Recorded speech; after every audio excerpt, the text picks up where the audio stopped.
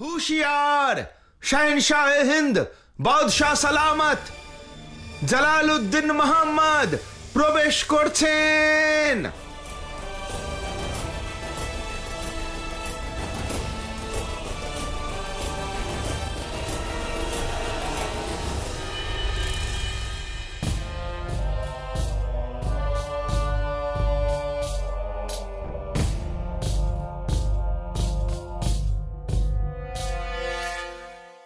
কাল আমি আদম খান আর তাসলিমের বিষয়ে সিদ্ধান্ত নেওয়ার জন্য একদিন সময় নিয়েছিলাম, কিন্তু আজ এ বিষয়ে আমি সিদ্ধান্ত শোনাবো। আমি একদিন সময় নিয়েছিলাম যাতে আমি এই বিষয়ের গভীরে যেতে পারি। ইতিহাসে পুরনো আইন সরিয়ে দিয়ে নতুন আইন তৈরির উদাহরণ রয়েছে। আমার পূর্বপুরুষ শাহ বাবর আর আমার ওয়ালিদ হুমায়ুন শাহ প্রজাদের ভালোর জন্য নতুন আইন তৈরি করেছিলেন। তাই আমিও আজ নতুন আইন তৈরি করব, যা আজ থেকে আর এখন থেকে সমস্ত সাম্রাজ্যে চালু করা হবে। প্রজারা এটাকে জিল্লে ইলাহির হুকুম মেনে পালন করবে। আমি অনুভব করেছি নাবালিকার শাদী দেওয়া মানে তার উপর নির্যাতন করা, তার শৈশবের সঙ্গে অত্যাচার করা। সেই জন্য আমার হুকুম যে কোনো মেয়ের শাদী তার 14 বছর পূর্ণ হওয়ার আগে করা যাবে না। আর যে এই আইনকে অমান্য করবে তাকে শাস্তি পেতেই হবে, তা সে ওই মেয়ের আব্বু বা আম্মি হোক না কেন।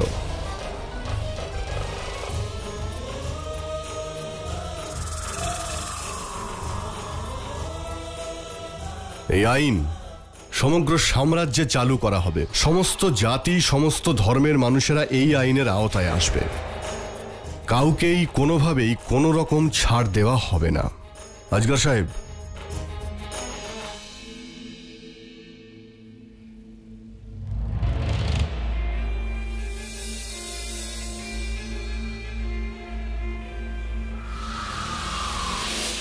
এতে কোনো দ্বিধা নেই। শাহেনশাহ নতুন যে আইন তৈরি করেছেন তা আমাদের এক নতুন পথ দেখাবে এবং নাবালিকাদের সুরক্ষিত রাখবে। আমরা সবাই এই আইনকে সমর্থন করছি।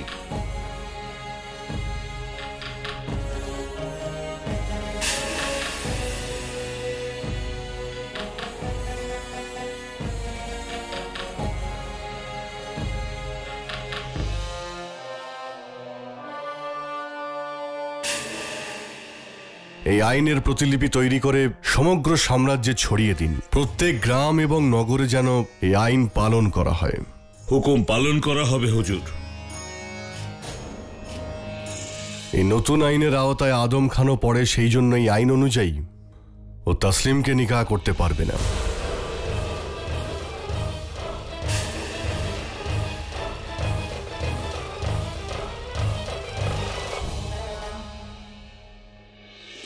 জনাব আলিম সাহেব ও হালিম সাহেবের এই বিষয়ে কি মতামত? শাহেনশাহ মোহাম্মদ জালালউদ্দিন সাহেবের কথায় যুক্তি আছে।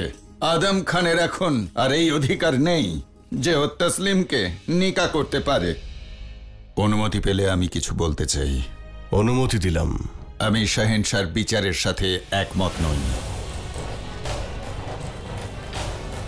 আমি সঠিক বিচার পাচ্ছি না। আদম খান, এটা ভুলে যাও না, এই মুহূর্তে তুমি জিল্লে ইলাহির সামনে রয়েছো, দেওয়ানি খাসে রয়েছো। শাহেনশাহর হুকুমের বিরুদ্ধে যাওয়া মানে অপমান করা, এটা গর্হিত অপরাধ। ক্ষমা করবেন আজগর সাহেব, আদম খান কোনো অপরাধ করেনি, আর কোনো আইনে এটাও লেখা নেই যে দোষী নিজের বক্তব্য রাখতে পারবে না।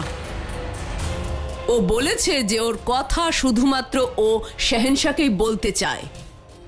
আজগর সাহেব, আদম খানকে বলার সুযোগ দেয়া হোক।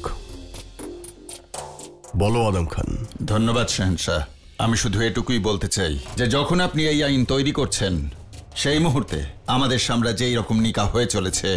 আগামীকালও এই পুরো সাম্রাজ্যে, এই সাম্রাজ্যের বাইরেও, এমনকি আমেরেও এরকম নিকাহ চলতে থাকবে। কিন্তু সেখানে কেউ কোনো প্রশ্ন তুলবে না। কিন্তু বিষয়টা যখন আদম খান, তখন আইন তৈরি হলো।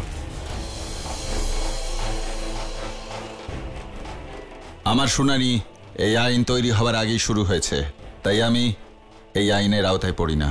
আইনের আওতায় সবাই পড়ে আদম খান। যদি তাই হয় তবে এই আইন আপনার উপরেও প্রয়োগ হওয়া উচিত। আপনিও তার আওতায় পড়েন।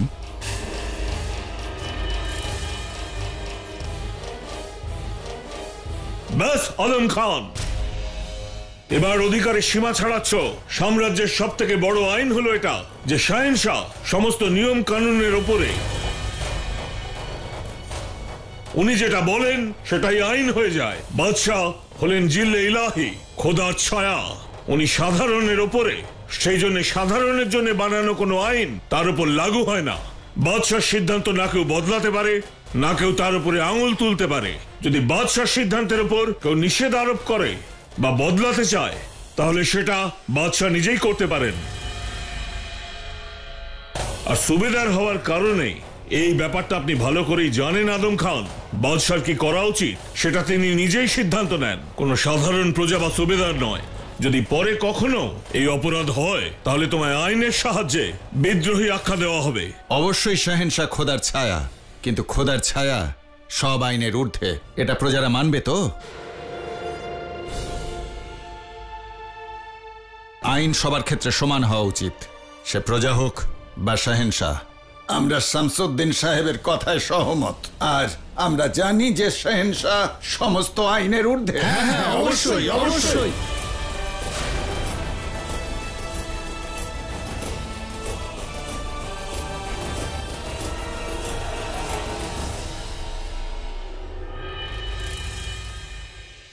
আজগার সাহেবের কথার সঙ্গে সবাই সহমত, কিন্তু আদম খানের কথারও গুরুত্ব রয়েছে। বাদশার অধিকার আছে আইন তৈরি করা আর আইন বদলানোর। সেই জন্য আমি ঘোষণা করছি, এই আইনের আওতায় আমিও পড়ি। এই আইন আমার উপরেও প্রযোজ্য, আর আমিও এর বাইরে নই। তাই আমি কোনো নাবালিকাকে শাদী করব না। সুবহানাল্লাহ, মাশাআল্লাহ। শাহেনশাহ জালালউদ্দিনের জয় হোক, দ্বীন ইলাহি জয় হোক।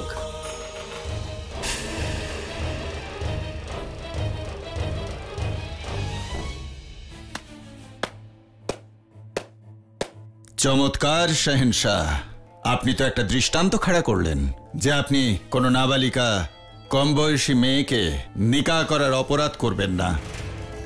কিন্তু যে অপরাধ আপনি করেছেন তার কি হবে?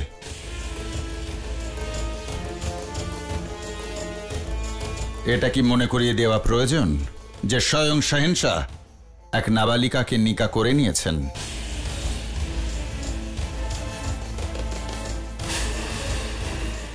রোকেয়া বেগমকে নিকাহ করার সময় শাহেনশাহর বয়স ছিল মাত্র 11।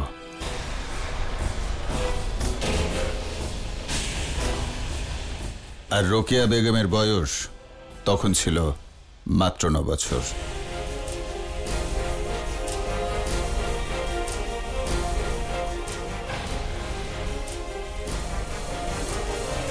যদি শাহেনশাহ নিজেকে এই আইনের আওতায় পড়েন বলে মনে করেন, তাহলে শাহেনশাহ কি নিজে অপরাধ করেননি? তবে ওনাদের নিকাহকে কি আইনসম্মত বলা যায়? সেটা কি বেআইনি নয়? আদম খান,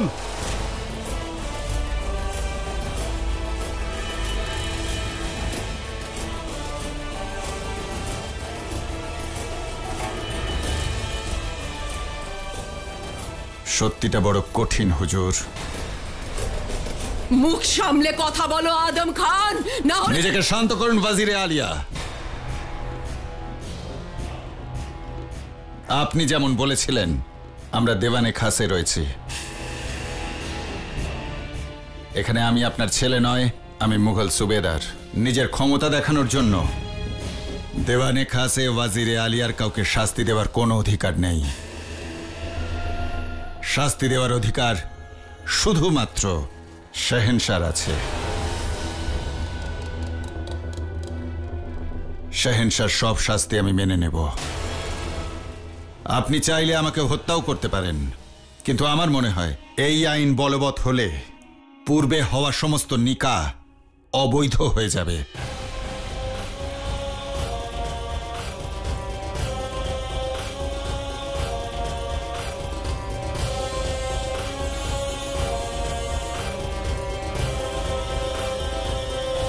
যদি শাহেনশাহ এই নিকাহ না মেনে নেন, তবে আমিও এই আইন মানছি না। আদম খান, আপনি জানেন আপনি কার সম্পর্কে কথা বলছেন? আদম খান, স্বয়ং খোদাকে সাক্ষী মেনে আমি শাহেনশাহকে নিকাহ করেছিলাম। আমি মালিকায়ে খাস, আর আপনার মনে হচ্ছে যে আমার সঙ্গে শাহেনশাহর নিকাহ অবৈধ, বেআইনি? আপনি বেগমে খাসকে ভরা সভায় অপমান করার দুঃসাহস দেখিয়েছেন। আপনাকে এর শাস্তি পেতে হবে, পেতেই হবে। ক্ষমা করবেন বেগম সাহেবা যদি আপনার খারাপ লেগে থাকে, কিন্তু আইন তৈরি হয়ে গেছে, আর শাহেনশাহর কথা অনুযায়ী উনি, আপনি, আমরা প্রত্যেকেই এই আইনের আওতার মধ্যে পড়ি। আমি একটা ছোট্ট প্রশ্ন তুলেছিলাম, যার উত্তর শাহেনশাহই দেবেন। যদি আমাকে হত্যাও করা হয়, আমার জিভ কেটে নেওয়া হয়, তবুও সাম্রাজ্যের লাখ লাখ প্রজা চিৎকার করে এই প্রশ্নই করবে, তখন কি হবে? আমি শাহেনশাহকে যথেষ্ট শ্রদ্ধা করি। যদি শাহেনশাহ এটা আমার অপরাধ মনে করে আমায় হত্যাও করতে চান, আমি হাসতে হাসতে প্রাণ দেবার জন্য প্রস্তুত থাকব। এখন সিদ্ধান্ত আপনার হাতে শাহেনশাহ। হয় আপনি আমাকে তসলিমকে নিকাহ করার অনুমতি দেবেন, অথবা নিচে এই আইনের প্রতি আস্থা রেখে রোকেয়া বেগমকে তালাক দেবেন।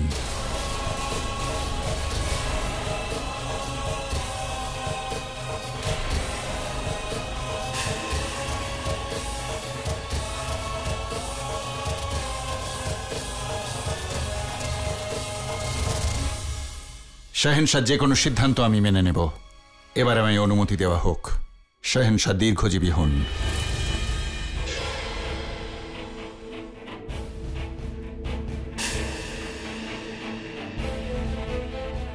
শাহেনশাহ, আদমকে আমি বোঝাবো। এই বিষয়ে আমি আদমকে নিশ্চয়ই বোঝাবো। ওকে আমি কঠিন শাস্তি দেব এই আচরণের জন্য। ওর আম্মি হওয়ার জন্য আমি ক্ষমা চাইছি। আমি বোঝাবো ওকে। অনুমতি দিন।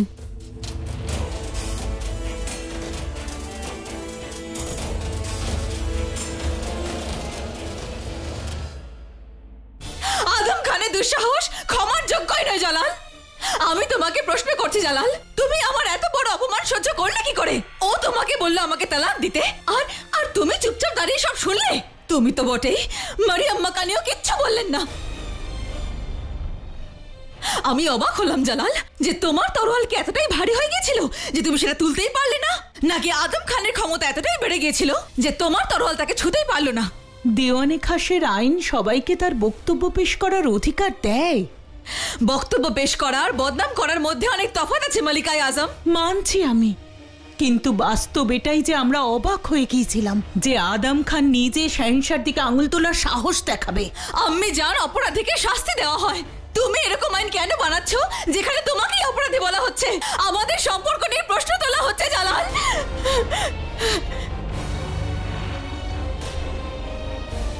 নিজেকে সামলাও রোকেয়া বেগম। ক্ষমা করবেন মালিকায়ে আজম, কিন্তু সত্যি আপনার থেকে এটা আমি আশা করিনি। যখন বিষয়টা যোধা বেগমকে নিয়ে হয় তখন আপনি সবার সামনে কথা বলেন, তখন আপনার দেওয়ানে খাসির আইনের কথা মাথায় আসে না? রোকেয়া বেগম, আপনি ব্যাস ব্যাস যোধা বেগম, আমি আপনার সঙ্গে কোনো কথা বলতে চাই না। রোকেয়া, ও তো এখন তোমার আমার কথাও পছন্দ হচ্ছে না তোমার এই নতুন বেগমের জন্য?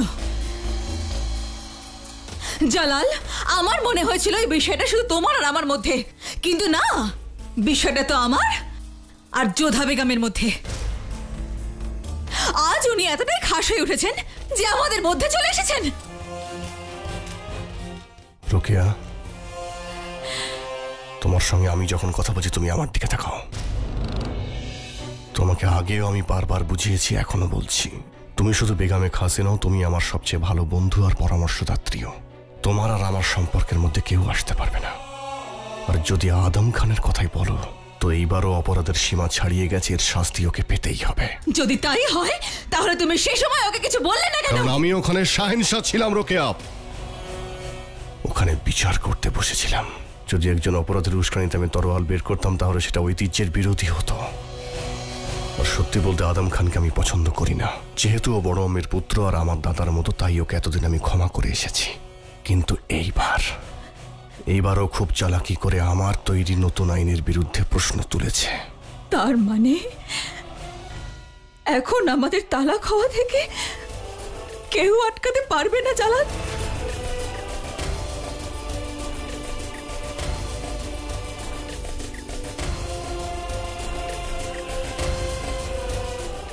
ঠিক আছে, যোধা বেগম আদম খানের বিরুদ্ধে অভিযোগ করেছেন, তাই বিষয়টা এত দূর গড়িয়েছে।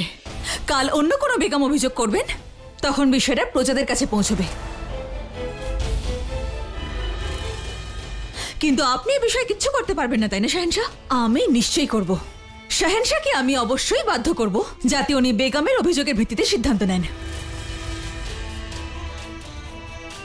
আর এইবার বেগমের অভিযোগ হবে স্বয়ং শাহেনশাহর বিরুদ্ধে।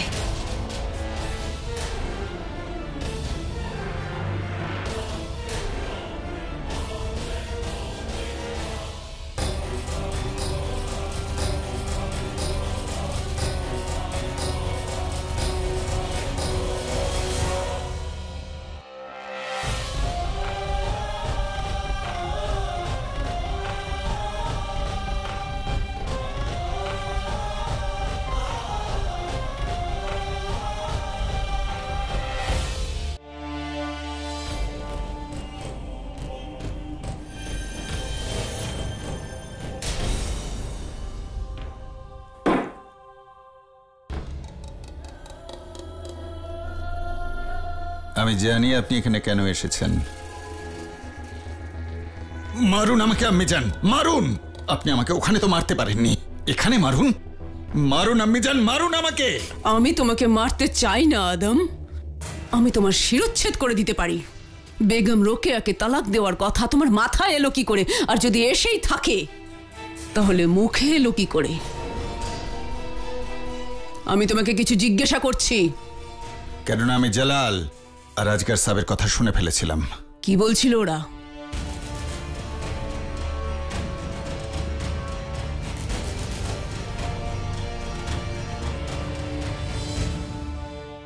মাথা নত করো আদম, মাথা নত করো।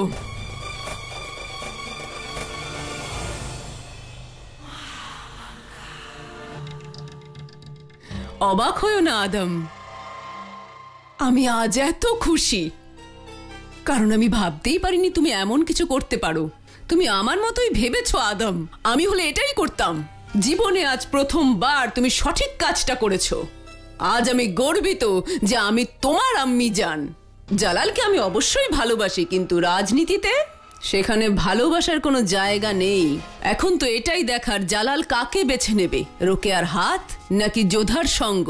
যদি জালাল বেগম রোকেয়াকে তালাক দিয়ে দেয়, ওদের নিকাহ ভেঙে যায়, তার দায় যাবে বেগম যোধার ওপর, আর তারপর খেলা খেলবো আমরা। যদি জালাল রোকেয়া বেগমকে তালাক নাও দেয় তাহলেও আমাদের কোনো ক্ষতি নেই আদম, কারণ তখন তুমি তসলিমের সঙ্গে নিকাহ করতে পারবে। আর যদি জালাল বেগম রোকেয়াকে তালাক দিয়েই দেয় তাহলে বেগম রোকেয়া জেনে যাবেন আমাদের ক্ষমতা কত দূর আর ওনার জায়গাটা কোথায়। বেশ ভালো হবে। কিন্তু আমি জান, জালাল রোকেয়া বেগমকে তো আবার নিকাহ করতে পারে, তাই না? করতেই পারবে না আদম, আইনও তো করতেই পারবে না। জালালকে যদি বেগম রোকেয়ার সঙ্গে নিকাহ করতেই হয় তাহলে বেগম রোকেয়াকে অন্য কারোর সঙ্গে আগে নিকাহ করতে হবে, আর ওই শহরের সঙ্গে কিছুদিন থাকার পর তাকে তালাক দেওয়ার পরেই জালাল বেগম রোকেয়াকে নিকাহ করতে পারে। আর এটা না জালাল সহ্য করতে পারবে না বেগম রোকেয়া। আমি তোমাকে একটা কথা বলি। বলুন আম্মি জান। যখন তুমি ছোট ছিলে তখন থেকে আমার একটা স্বপ্ন ছিল যে কবে তুমি বড় হবে আর কবে আমি তোমার সামনে ঝুঁকে সালাম জানাবো। আজ সেই দিন এসে গেছে, সেই জন্য তোমার আম্মি তোমার সামনে ঝুঁকে বলছে, সুবেদার আদম খান আপনার জয় হোক। আম্মি জান, এত কষ্ট কেন পাচ্ছ যোধা? নিজের ভাগ্যের কথা ভেবে কষ্ট পাচ্ছি। যখনই কারোর ভালোর জন্য ভাবি তখনই খারাপ কেন হয়? তসলিমের জীবনকে রক্ষা করার জন্য শাহেনশাহকে প্রার্থনা করেছিলাম, তার পরিবর্তে রোকেয়া বেগম এতটা কষ্ট পেলেন। আর উনিও যা ভাবছেন তা ভুল নয়। যাকে উনি এতটা ভালোবাসেন তার সঙ্গে সম্পর্ক ভেঙে যাওয়াটাকে কি করে মেনে নেবেন? এই সব কিছু ওই আদম খানের জন্যই হচ্ছে। ওই দেওয়ানে খাসে শাহেনশাহ ওকে হত্যা করা উচিত ছিল। ওর এই শয়তানির জন্যই পরিবারের সবাই কষ্ট পাচ্ছে। এখন আমি আদম খানের বিষয়ে ভাবছি না মোদি, আমি রোকেয়া বেগমের কথা ভাবছি। কোথাও না কোথাও ওনার কষ্টের কারণ আমি। এ তো অনুচিত যোধা। তুমি সবকিছুর জন্য নিজেকে কেন দোষারোপ করো? তোমার তো কোনো দোষ নেই। আমি জানি যে আমার কোনো দোষ নেই, আর কার দোষ সেটাও আমি জানি। সেটা কে?